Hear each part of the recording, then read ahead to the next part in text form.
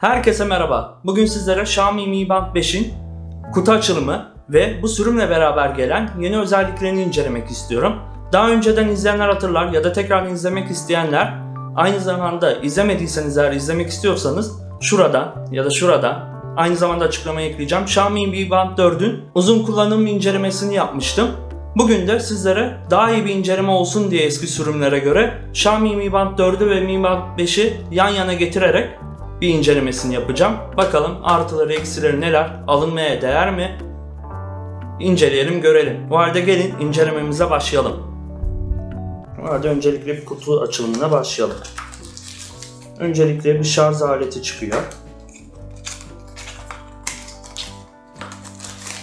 Ve daha sonra saatimiz ortaya çıkıyor. İçinde aynı zamanda bir kullanım kılavuzu var. Ama o bize gereksiz, biliyorsunuz. Attık gitti. Öncelikle şarj aletini bir açalım. Gördüğünüz gibi manyetik bir şarj aleti var. Şu şekilde netleme yapmak gerekirse. Ve Xiaomi Mi Band 5'imizi paketten çıkaralım.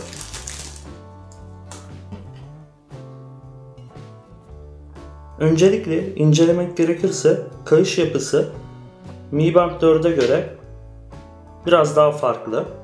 Ama büyük ihtimal boyları aynı. Bunu da birazdan ele alacağız zaten. Öncelikle ele almamız gereken konu Xiaomi Mi Band 5'in ekranının 1.1 inç olup 4'ün 0.9 inç olması. Bu da yan yana getirdiğimizde kameralarda gözüküyor mu bilmiyorum. Sadece Xiaomi Mi Band 5'in aşağıya doğru çok az daha bir uzun olduğunu görüyoruz.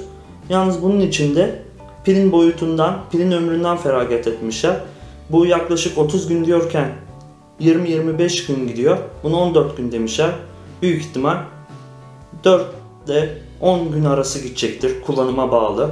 O yüzden batarya olarak -1'de, ekran olarak +1'de diyelim. Pek bir fark yok boy olarak. Zaten boyut olarak büyük olsa bu sefer bileklikten çıkmış olacak. Mi Band 4 batarya süresine 30 gün diyorken kullanım özelliklerine göre 20 günle 25 gün arası gidiyordu. Bunu 14 gün dediklerine göre kullanıma bağlı 5 günle 10 gün arası gideceğini tahmin ediyorum ben. Bakalım, göreceğiz bunu da zamanla. Daha iyi inceleyebilmek için öncelikle kayışlarını çıkararak başlayalım.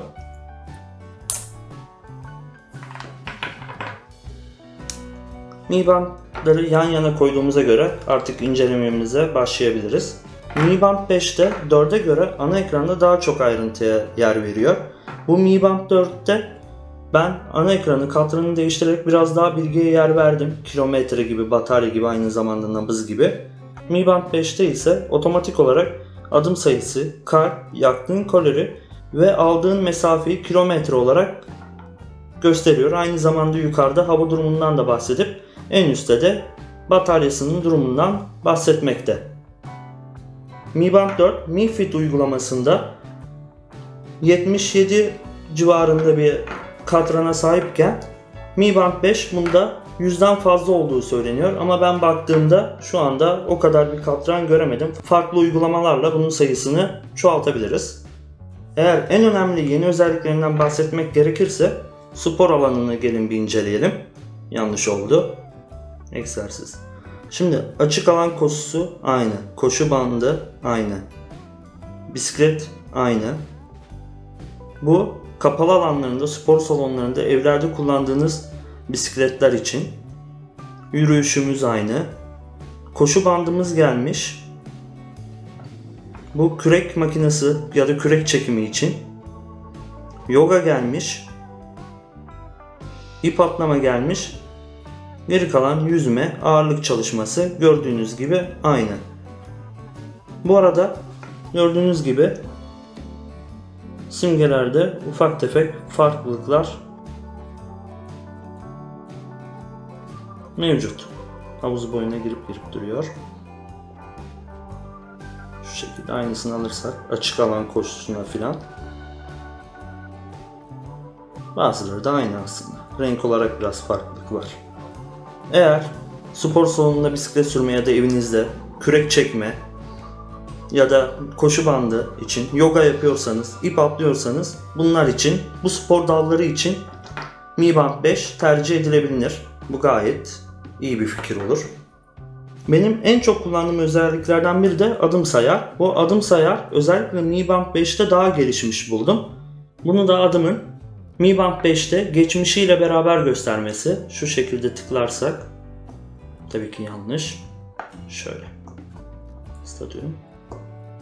Durum. Bakın şimdi. Bugün, dün. Bunda sadece hareketsizlik. Mi Band 5 bu. Bu 4. Şu şekilde göstereyim.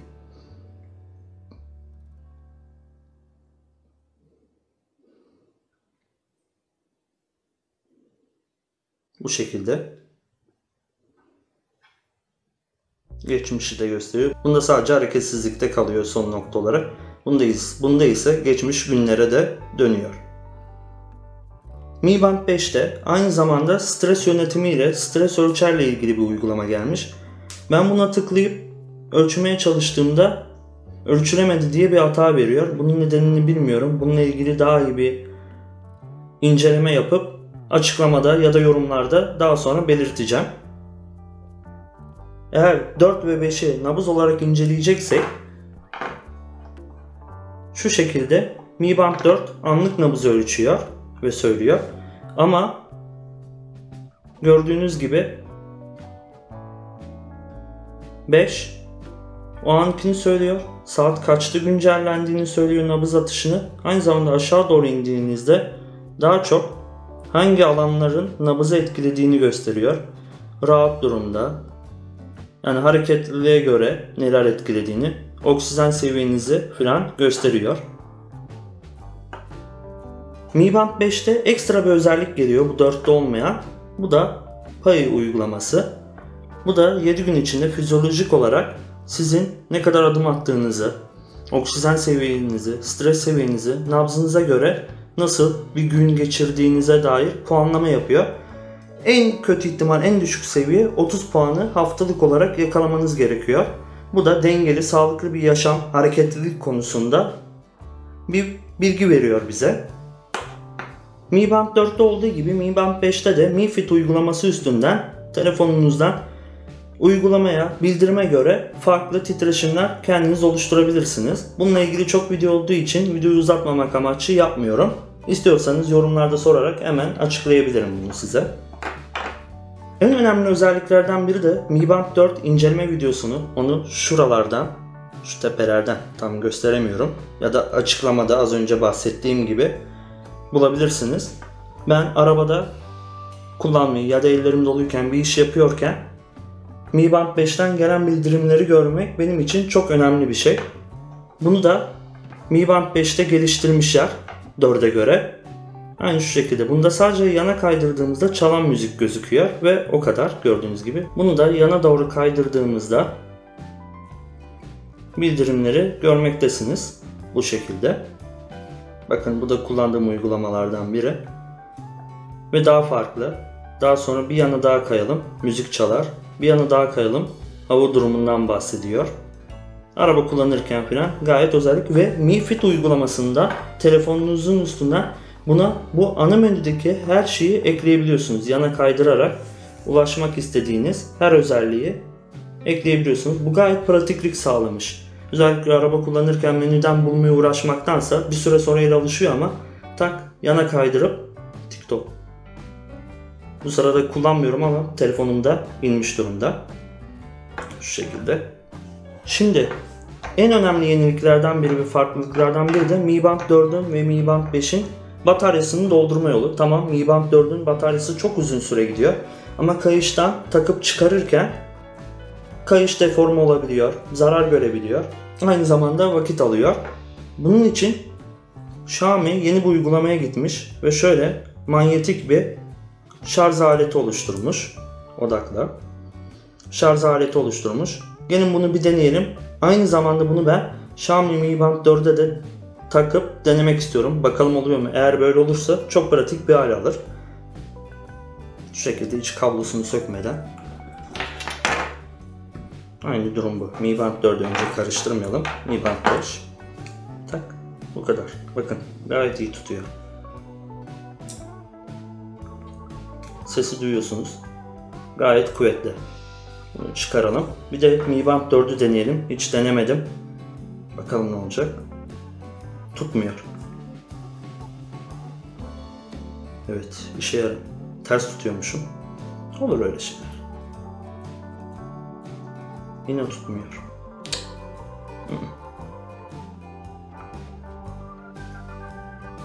Hayır, olmuyor. Neyse, bunu geçtik. O halde böyle olmuyorsa bakalım, madem öyle denedik, Mi Band 4'ün batarya adaptörüyle Mi Band 5'in bataryasını bir doldurmaya çalışalım. Bakalım olacak mı? Daha doğrusu sığacak mı? Hiç zorlamaya gerek yok. Olmuyor. Xiaomi bu konuda gayet açıklayıcı ve net olmuş. Şöyle bir inceleme yaparsak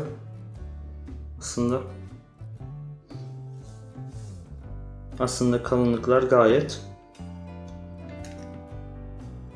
birbiriyle uyumlu değilmiş. Gayet falan değil. Hiç uyumlu değil. Aynen. O yüzden olmuyor. Neyse, bunu yaptık. Olmadı. Bir merak ettiğim konu da, bunu da sizlerle deneyeceğim. Mi Band 4'ün ve Mi Band 5'in birbirlerinin kayışına olup olmaması. Öncelikle bunu Mi Band 5'i 4 kayışına takarak denemek istiyorum.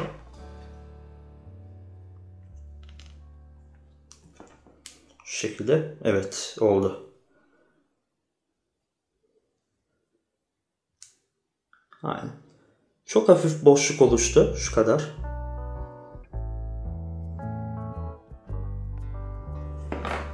Dördü de 5'inkine takalım. YouTube'dan bildirim geldi, görüyorsunuz.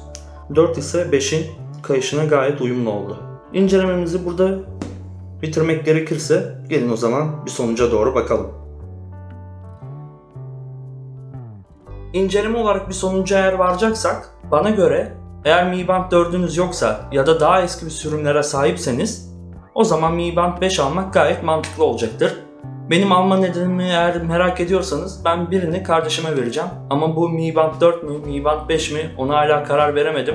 Çünkü Mi Band 4 batarya konusunda çok daha iyi. Bu yüzden vermek istemiyorum. Aynı zamanda menüsüne alıştım. Ama Mi Band 5'in de bazı özellikleri bana gerektiği için bilmiyorum, bakalım. Eğer videoyu beğendiyseniz beğenme butonuna, aynı zamanda abone olarak ve bildirimleri açarak gelecek olan yeni videolardan haberdar olarak izleyebilirsiniz. Herkese çok teşekkür ediyorum. Kendinize iyi bakın. Görüşmek üzere.